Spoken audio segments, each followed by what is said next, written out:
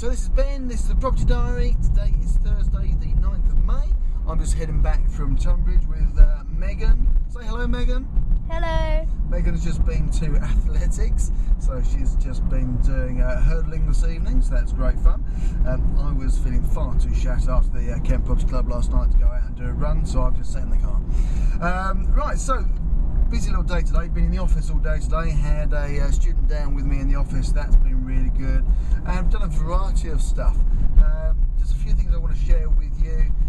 We've had some stuff on working with Tenant Buyers and speaking to them on the phone. Helped somebody else out with an LHA problem, I'll talk about that in a minute. I had an old contact come back to me after about 4 or 5 years of dealing with her, and also dealing with a what we thought was a solicitor that turns out to be a mortgage broker that actually turns out to be an IFA and an estate agent. So, from the top of the shop, tenant buyers. There are so many different ways to find tenant buyers, hundreds and hundreds of different ways, but one of the ways is if you go onto Gumtree. If you go to Gumtree, if you go to the area that you've got a property in, if you then look under property, you'll see under property for rent, and you'll see under that, I think the terms are offered and wanted. Guess what? The property that is wanted are tenants out there looking for properties. Now, you will find a whole bunch of people who are looking for, DSS, DSS acceptable, but you'll also find a lot of people out there looking for 2-bed, 3-bed, 4-bed in your particular area. So what can you do? You do one of two things. When you click through to these adverts, what you'll see is explanation of what they're looking for, and maybe a telephone number, but definitely a way of, via Gumtree, actually sending an email to them. So do exactly that. Either pick up the phone and have a chat to them, or just drop them an email saying, hey, have you ever heard about rent to buy? It's actually a better way of doing things. You don't need to just rent, you can actually buy. What we found is a lot of people actually come back to say they'd much rather buy than rent, but they don't qualify for the mortgage or they can't afford the deposit. Well, guess what? With the rent to buy scheme, it's a much better way of you doing it, and you can get home ownership straight without that. So, this is a filtering system. You're trying to find out those people that might be interested in doing this, but for whatever reason can't get the mortgage, haven't got the deposits. You're just looking to filter out those that might be interested in working with you. Great. Then you get a bank of tenant buyers. Then when you've got the properties, you can then put them in touch with the properties. You make money. They're very happy. Everything's great. So that's that. That worked really well. We sent out a whole bunch of emails to them. Got a whole bunch of responses back. Some people want to know, who you are. You're an agent or something. Just say you're just a bloke who sells houses and thought this is a great way of doing things. And thought they might be interested. So that's that. A great way of doing things. Now the other thing, I had a lady called Karen call me today. Now I must have known this lady for about 4 or 5 years. I first went to look at one of her properties before I even started doing auctions in Maidstone. Now she lives in Wales, she had this property in Maidstone, wondered if we could buy it from her. Long story short, never did a deal. But for whatever reason, there's been some sort of draw that she keeps on coming back to me. She's got properties down in Wales, she's got properties locally to where my offices are. Keeps coming back to me. Guess what? Rings me again today. Hi Ben, it's Karen, haven't spoken for a while. I'm finally thinking about getting rid of and selling my property in Rochester. Oh, and by the way, I think I might actually get rid of the rest of them as well. You just don't know where these opportunities are going to come from. I've given her loads of advice over the years. Here she is, she's coming back to me. Is it possible I might be in a position where I can buy a bunch of her properties? I blooming hope so. So quite a nice little call out of the blue there today. Another one, I helped one of my friends tonight. The lady's been on one of my training courses. Just she wanted some advice because she's got a lady who's about to be repossessed. But the problem is that she's going to need to go and get housing benefits. Now here's the challenge, guys. If you take on a property that's on an option and somebody wants to go out of their house and then go into a rental property receiving housing benefit or LHA, you're going to come up with problems. Because guess what? The council's going to say, hey, have you got any assets? Yes, I've got a house. Really? You've got a house? Hang on a minute, you're renting that out.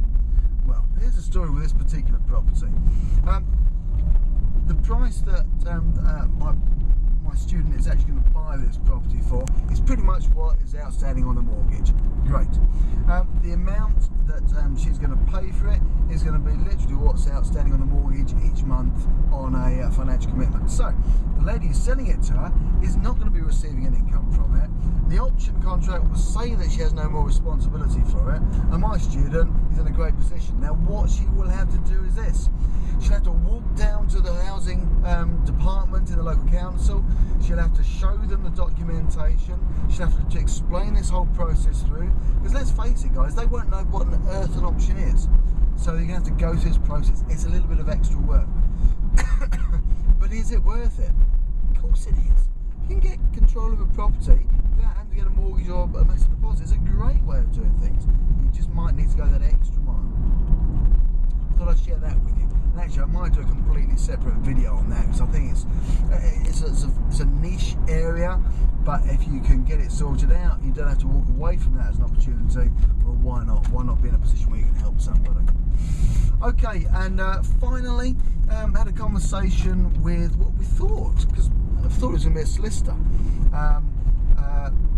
So rang them up. Sorry, got itchy leg.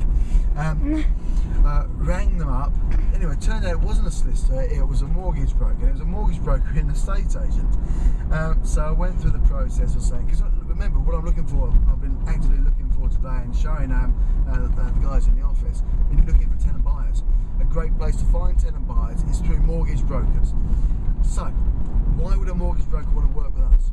Mortgage broker wants to work with us because is it possible that he has people, clients coming into his office that don't qualify for a mortgage? How much money does he make? Pretty much zero. There you go. There's an opportunity. So what I can do is I can say, look, you know those clients that you get come in, you spend an hour with them, you go through a fact find with them, you put them through and see if you get a decision in principle, and they fail that.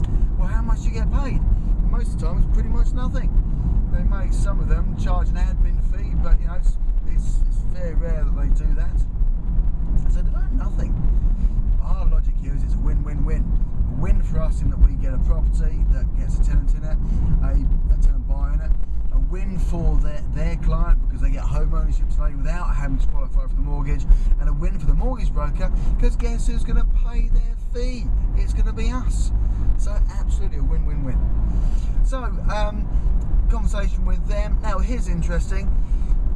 The person I was actually speaking to turned out not to be the mortgage broker. Turned out to be the admin person that works with the mortgage broker and was going to put it through to them. Slightly frustrating at the end of that. But the logic was this: I'll tell you what, send an email through so I can put it in front of my mortgage broker and we can find out if it's something he wants to do. The email address I was given was the generic email address, inquiries at. Now guys, what do I really think is going to happen with this? I will send this email, but I'm going to send it really kind of for proof, because from my point of view, I expect nothing to happen with that.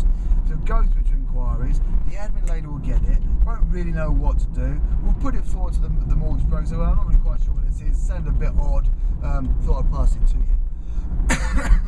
The chance of something happening out of that is very, very sort of minimal. However, here's my pièce résistance on this one. I've got a property just around the corner from where this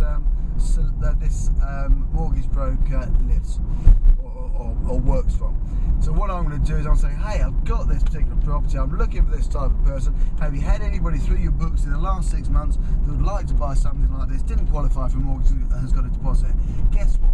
I'm guessing you haven't earned any money from that. I'm prepared to pay you. How much would you like me to pay you? What would be your normal fee? I will pay it to you.